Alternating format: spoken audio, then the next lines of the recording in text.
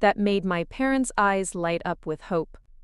What she was really doing was planting seeds of greed disguised as legitimate help. "Your daughter's disability rating qualifies your family for additional monthly payments," Victoria explained, spreading documents across their kitchen table. "But more importantly, as her primary caregivers and closest family members, you have legal rights to help manage her assets if her mental health condition affects her judgment." The way she said mental health condition made my PTSD sound like a complete inability to function, rather than something I was actively managing with therapy and medication. She made it sound like I was a danger to myself, incompetent with money, unable to make rational decisions about my own life. My parents called me that evening, excited about this miracle worker who was going to help our family get what we deserved. They wanted me to meet with Victoria immediately to sign some paperwork that would streamline the process and ensure we got every benefit available. I should have been suspicious. I should have asked more questions, but I was exhausted from fighting my own battles with the VA system. And if this woman could genuinely help my parents get the support they needed, I was willing to listen. I trusted my parents' judgment because I trusted them completely. Victoria's first meeting with me took place at a coffee shop in downtown Denver. She arrived early, claimed the corner table, and ordered us both expensive lattes before diving into her presentation. She had a folder thick with official-looking documents, flowcharts showing benefit structures, and testimonials from other families she'd helped. "Sarah," she said, leaning forward with practiced sincerity, "you've sacrificed so much for this country, now it's time to let your family sacrifice for you. Your parents are willing to take on the burden of managing your benefits and property so you can focus entirely on healing." She made it sound noble, like a gift I could give them rather than something I'd be losing. She spoke about family loyalty, about honoring the people who raised me, about creating a legacy of mutual support that would benefit everyone. What I didn't know was that Victoria wasn't a legitimate advocate at all. She was a predator who targeted veteran families, exploiting their financial desperation and their children's guilt to orchestrate elaborate schemes that would strip disabled veterans of everything they'd earned. For the next 4 months, Victoria became like family. She visited my parents twice a week, always bringing pastries from expensive bakeries and small gifts that made them feel special. She called them Miguel and Carmen with genuine warmth, asked about Dad's physical therapy sessions, and praised Mom's cooking with the enthusiasm of a beloved daughter-in-law. "Sarah, your parents are remarkable people," Victoria would tell me during our monthly check-ins at that same coffee shop. "The way they've supported you through your recovery, the sacrifices they've made, they deserve recognition for their service too." She made me feel guilty for not appreciating them enough, for being so focused on my own healing that I'd overlooked their struggles. Under her guidance, I signed documents that she said would streamline benefit payments to make things easier for everyone. I gave my parents access to my banking accounts so they could help manage household expenses. I even added their names to my insurance policies, believing it was the responsible thing to do. Victoria organized family meetings where we'd sit around my kitchen table, drinking coffee from the mugs Mom had bought me for Christmas, discussing our family's financial future like we were planning a vacation instead of redistributing my assets. She had a gift for making complicated legal language sound simple and beneficial. "This power of attorney document," she'd explain, sliding papers across the table, "just gives your parents the ability to handle bureaucratic issues when you're having difficult days. You know how exhausting dealing with the VA can be, Sarah. This way, Miguel and Carmen can take care of those headaches for you." My parents glowed under her attention. Dad started walking taller, talking about family business and important decisions, with a pride I hadn't seen since before his injury. Mom bought new clothes for their meetings with Victoria, calling her our angel, and praising how much she cared about veteran families. I trusted Victoria because my parents trusted her completely, and I trusted my parents because they had never given me reason not to. When she suggested transferring my house deed into a family trust for tax purposes and estate planning, they nodded along like it made perfect sense. "Mecha," Dad said, his weathered hands folding over mine, "Victoria says this will protect everything you've worked for. If something happens to you, God forbid, everything stays in the family where it belongs." The way he said it made it sound like love, like protection, like the kind of planning responsible families did for each other. Victoria reinforced this messaging constantly, praising our family's unity and mutual support, while carefully positioning herself as the expert guiding us toward financial security. Preparing and narrating this story took us a lot of time, so if you are enjoying it, subscribe to our channel. It means a lot to us. Now back to the story. She attended my therapy appointments when I invited her, claiming she wanted to better understand veteran mental health issues. She organized family dinners where she'd cook elaborate meals in my kitchen, taking photos of us together that she said captured the beautiful bond between a veteran and her support system. Looking back, I realized she was documenting everything: my medication schedule, my therapy notes, my difficult days when the PTSD symptoms were stronger. She was building a case file disguised as family memories. But at the time, it felt like having an extended family member who genuinely cared about all of us. For the first time since coming home from Afghanistan, I felt like I wasn't carrying everything alone. But small things started bothering me around month 5. Victoria began scheduling meetings with my parents without including me, saying I was too stressed for financial discussions. She insisted on handling all communications with the VA directly, claiming my emotional state might complicate interactions with government officials. When I asked to review the documents we'd been signing, she would deflect with concern. "Sarah, sweetheart, you need to focus on your healing. Let your family handle these boring details. That's why we're here." I found her going through my mail one afternoon while I was in the bathroom, claiming she was organizing our correspondence to make everything more efficient. When I questioned it, she laughed warmly. "Oh, honey, we're all family now. There are no secrets between us, right? I just want to make sure nothing important gets overlooked." The most unsettling change was in my parents' behavior toward me. They started speaking differently, using phrases like "Sarah's condition" and "what's best for her" when they thought I couldn't hear. Mom began asking intrusive questions about my therapy sessions and medication schedules, writing everything down in a small notebook she'd never carried before. Dad started treating me like I was fragile, stepping in to handle simple tasks I'd always managed myself. "Mija, let me take care of that," he'd say when I reached for my own mail or tried to pay a bill. "Victoria says it's important that you don't overwhelm yourself with stress." When I received a letter from the VA about a routine benefit review, Victoria intercepted it before I could read it fully. "Don't worry about this bureaucratic nonsense," she said, folding it quickly. "I'll handle the response. These reviews are just formalities, but they can be triggering for veterans with PTSD." I started noticing that Victoria always steered conversations away from my improvements in therapy. When I mentioned having a good week or feeling more stable, she'd quickly redirect to discussing my bad days or reminding everyone about episodes from months ago that I'd largely moved past. She encouraged my parents to document these incidents, framing it as keeping track of Sarah's progress, but focusing exclusively on struggles rather than healing. I caught Mom photographing my medication bottles one day, and when I asked why, she said Victoria had suggested it to help coordinate my care. The breaking point came when I tried to access my own bank account and discovered my parents had moved significant amounts of money without discussing it with me. When I confronted them, Dad's response chilled me. Victoria explained that we need to protect your assets, Mija. When you're having episodes, you might make decisions you'll regret later. We're just keeping everything safe until you're completely better.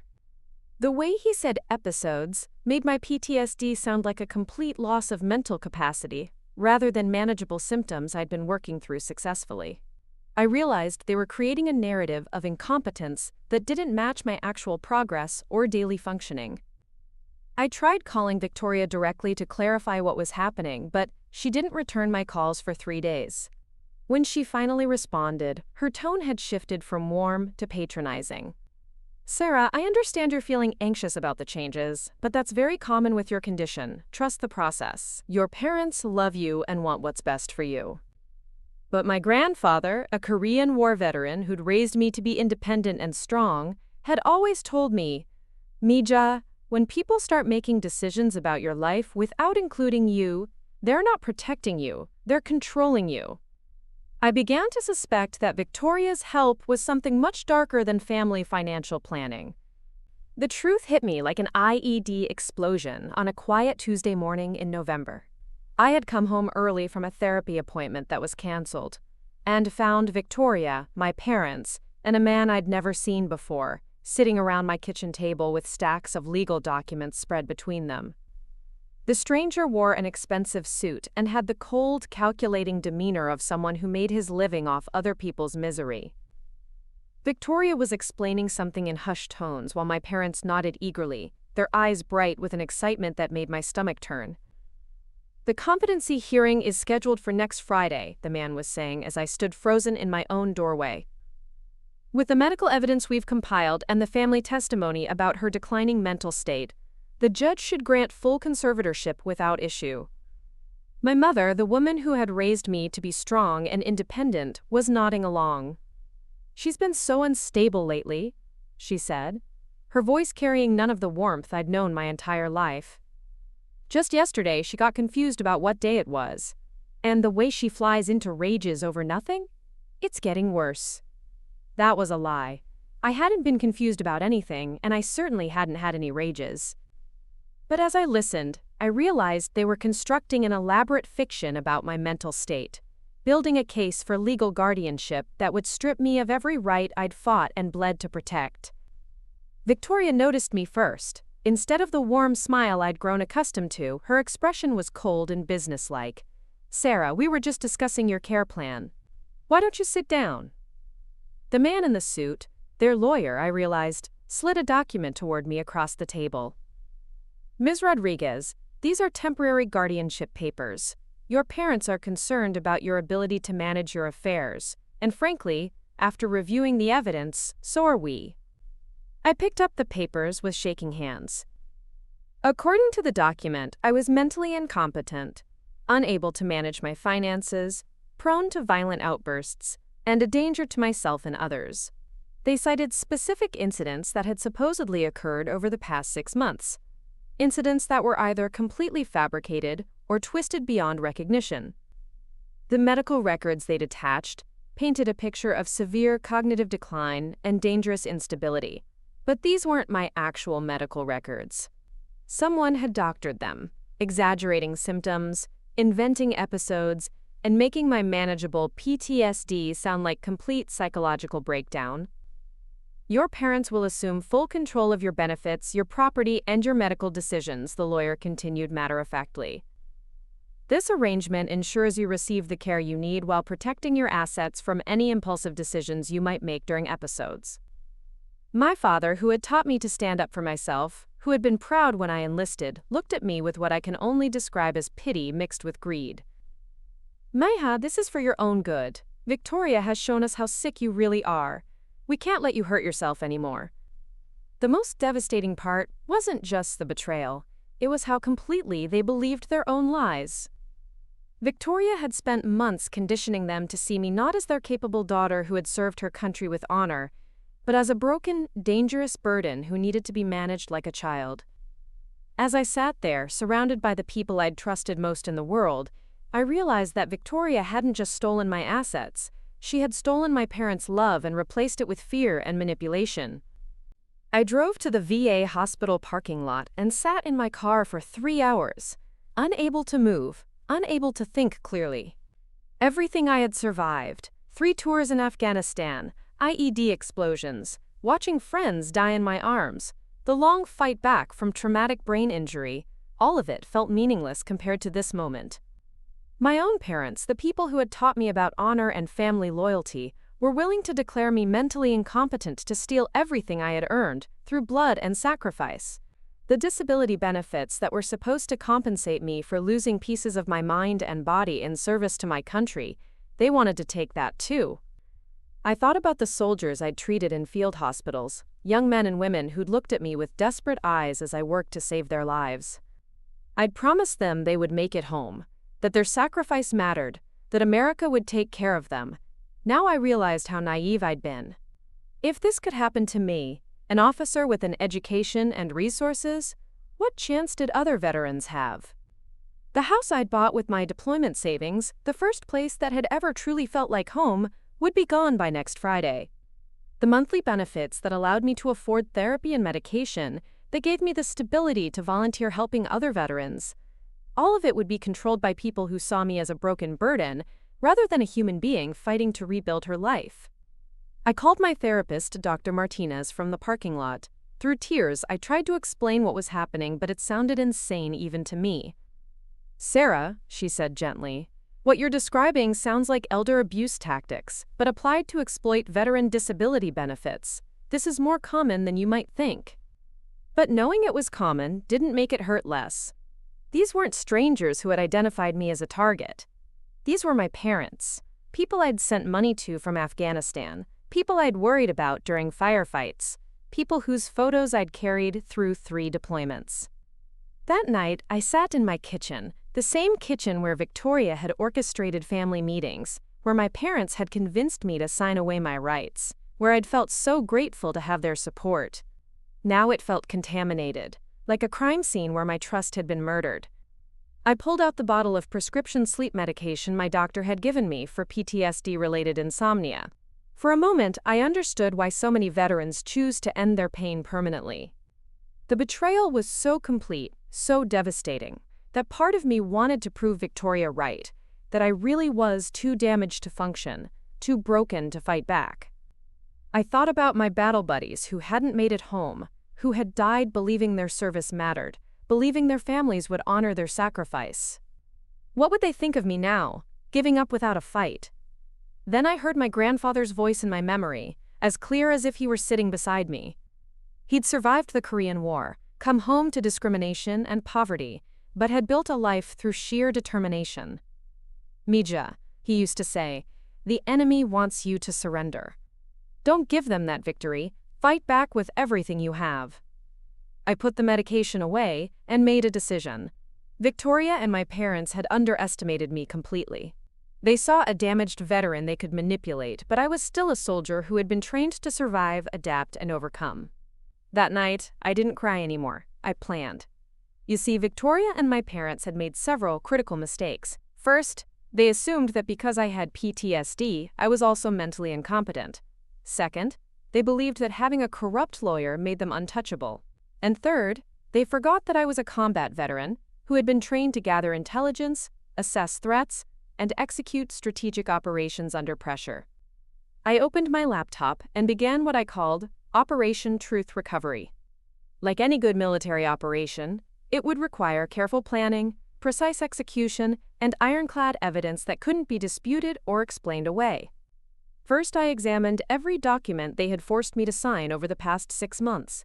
Victoria had been clever, but not clever enough. The power of attorney papers contained language that was suspiciously broad, giving my parents rights that extended far beyond what any legitimate advocate would recommend. The family trust paperwork had clauses that essentially made me a ward of my own parents, unable to make decisions about property I had purchased with my own blood money.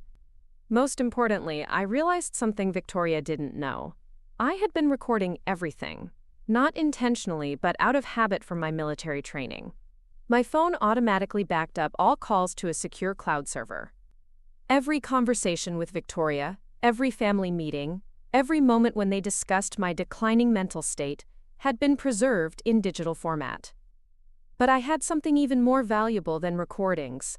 I had access to my actual medical records, the real ones that painted a completely different picture than the fabricated documents they'd presented to their lawyer. My therapist, Dr. Martinez, had been documenting my steady progress for months. My psychiatrist had notes showing improved medication management and stable mood patterns.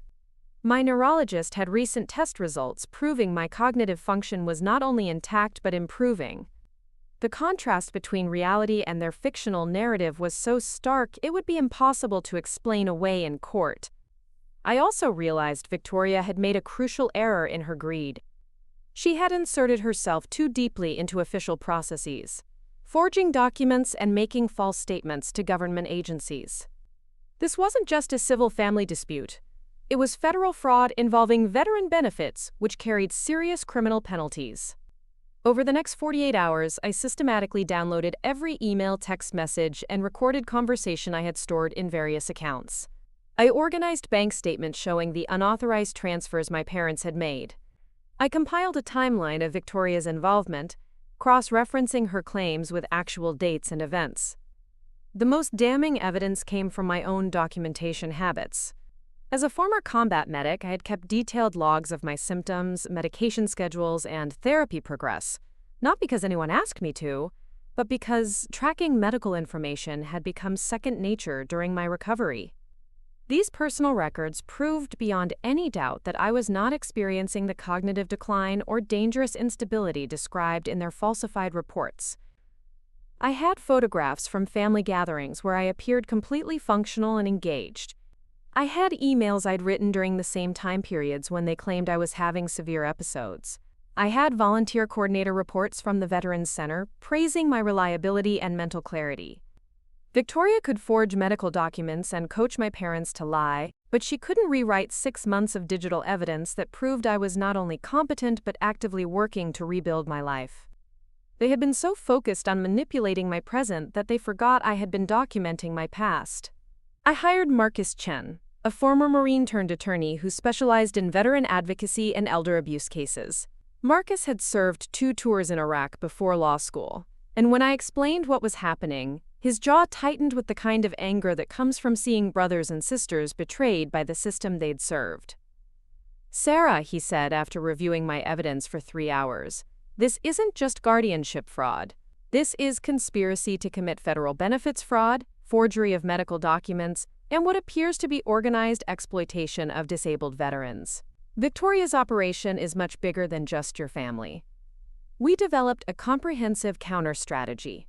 First, Marcus filed an emergency motion to halt the competency hearing, submitting my real medical records and documented evidence of the forged documents. Second, he contacted the VA's Office of Inspector General to report suspected benefits fraud. Third, he reached out to the FBI's white-collar crime division, as federal benefits fraud carried serious criminal penalties. But Marcus also suggested something I hadn't considered: investigating Victoria's other clients. If she was running this scheme on my family, she was likely doing it to other vulnerable veterans across the state.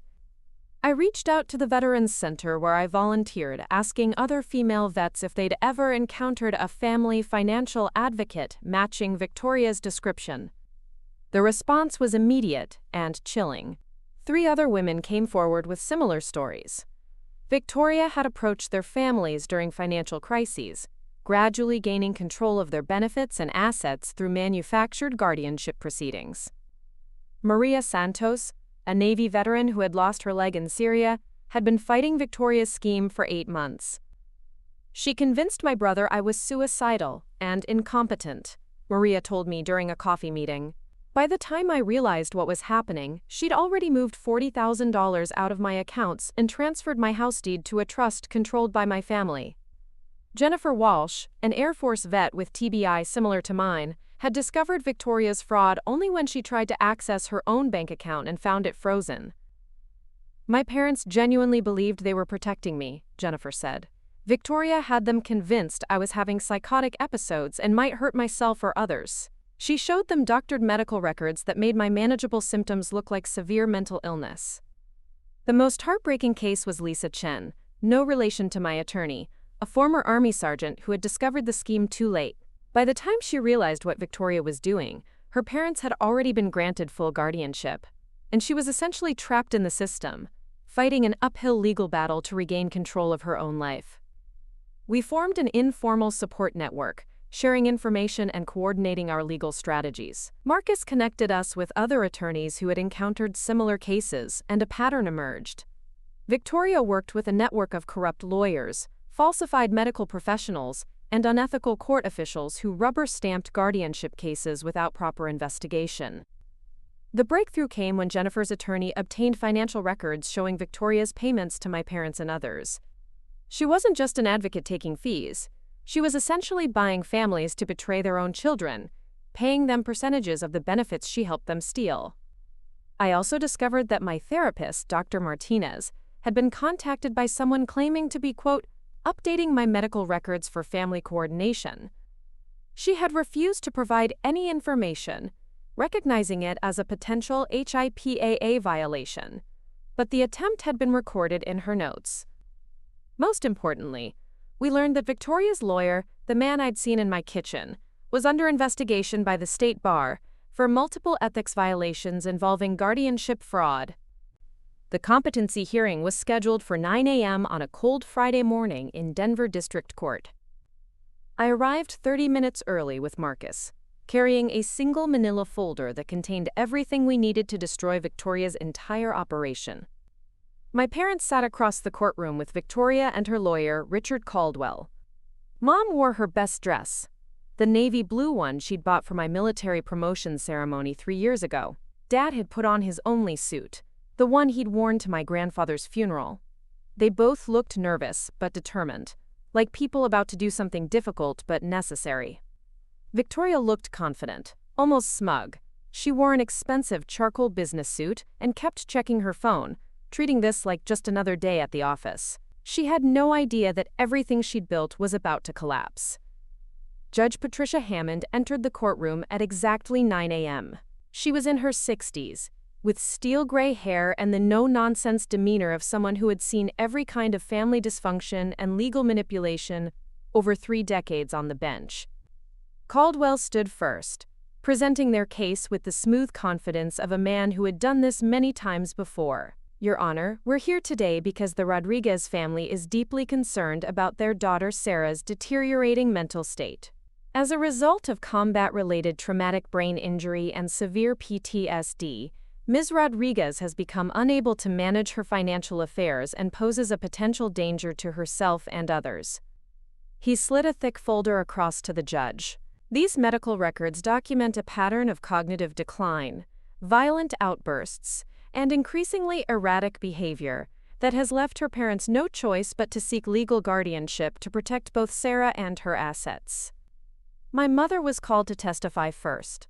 She spoke in a trembling voice about my supposed confusion, my imaginary rages and incidents that had never happened. Just last week, she said, dabbing her eyes with a tissue, Sarah couldn't remember what day it was. She got angry when I tried to help her organize her pills, and she threw them across the room, screaming that we were trying to poison her. I had never thrown pills anywhere. I had never screamed at my mother about poison, but she delivered the lie with such convincing emotion that I almost believed it myself. Dad testified next, describing me as a stranger he no longer recognized. My daughter was a strong, capable soldier, he said, his voice breaking. But the woman living in that house isn't my Sarah anymore. She's angry, confused. Sometimes she doesn't even recognize us. Victoria has been helping us understand that this is what happens to some veterans. Their minds just break. Victoria took the stand and delivered a performance worthy of an Oscar. She spoke about veteran mental health with practiced authority, describing my case as unfortunately typical of soldiers who had experienced multiple combat traumas. She presented herself as a selfless advocate who had dedicated her life to helping military families navigate these tragic situations. The Rodriguez family called me because they were frightened, she testified. Sarah had been making impulsive financial decisions, giving money to strangers, talking about selling her house to, quote, help other veterans in ways that made no financial sense. Her parents were terrified that she would lose everything she'd worked so hard for. Every word was either a lie or a distortion. I had donated money to legitimate veteran charities, and I had mentioned wanting to eventually start a nonprofit. But these were rational, well-considered decisions, not impulsive actions by someone having mental health episodes. Then it was our turn. Marcus stood and addressed the court with quiet authority. Your Honor, what you've just heard is an elaborate fiction designed to defraud a combat veteran of benefits she earned through service and sacrifice. Before I present our evidence, I need to inform the court that federal agents are standing by, as this case involves serious federal crimes. Judge Hammond's eyebrows rose. Federal agents, Mr. Chen? Yes, Your Honor. FBI agents specializing in benefits fraud and VA Office of Inspector General Investigators are prepared to make arrests based on the evidence we're about to present. Marcus played the first recording, a conversation between Victoria and my parents, where she explicitly coached them on what symptoms to report and how to exaggerate normal behaviors to sound pathological. Victoria's voice was crystal clear. When you testify, don't say she forgot something once. Say she's constantly confused about dates and places. Don't say she got frustrated. Say she flew into an uncontrollable rage. The second recording was even more damning. Victoria discussing payment arrangements with my parents. Once we have control of her benefits, you'll receive 30% monthly, plus ownership of the house after 12 months. The VA will never investigate because families manage these cases all the time. Judge Hammond's expression grew darker with each piece of evidence.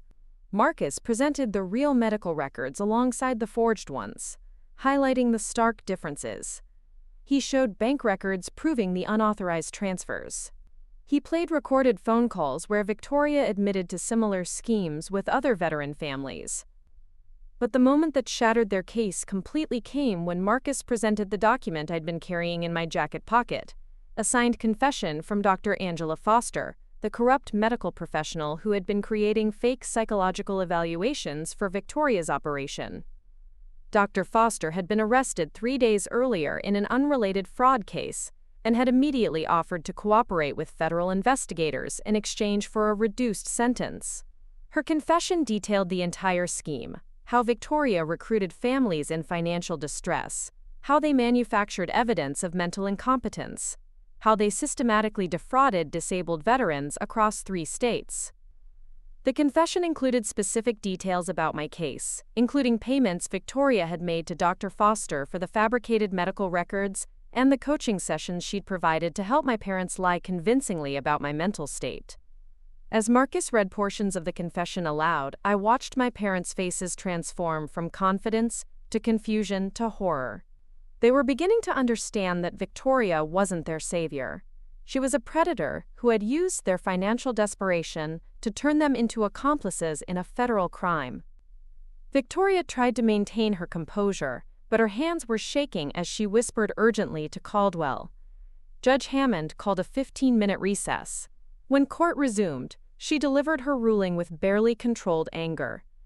This court finds no evidence of mental incompetence on the part of Ms. Rodriguez. Furthermore, this court finds clear evidence of fraud, conspiracy, and exploitation of both a disabled veteran and her elderly parents. She turned toward the back of the courtroom and nodded. FBI agents entered and approached Victoria's table with handcuffs ready. Victoria Hartwell was arrested in the courtroom and charged with conspiracy to commit federal benefits fraud, forgery of government documents, and elder abuse. As the handcuffs clicked around her wrists, she finally dropped her mask of professional concern and snarled at me with pure hatred. "You have no idea what you've done, Sarah. Your parents needed that money. You're destroying your own family." But I wasn't destroying anything. I was protecting what my service had earned and what my sacrifice had bought. The federal investigation that followed was swift and thorough. Victoria's operation had been targeting disabled veterans across Colorado, New Mexico, and Arizona for over 3 years. In total, she had defrauded 47 veterans out of more than $2.3 million in benefits and property. The scheme was so systematic and well organized that the FBI classified it as one of the largest veteran exploitation cases in the region's history.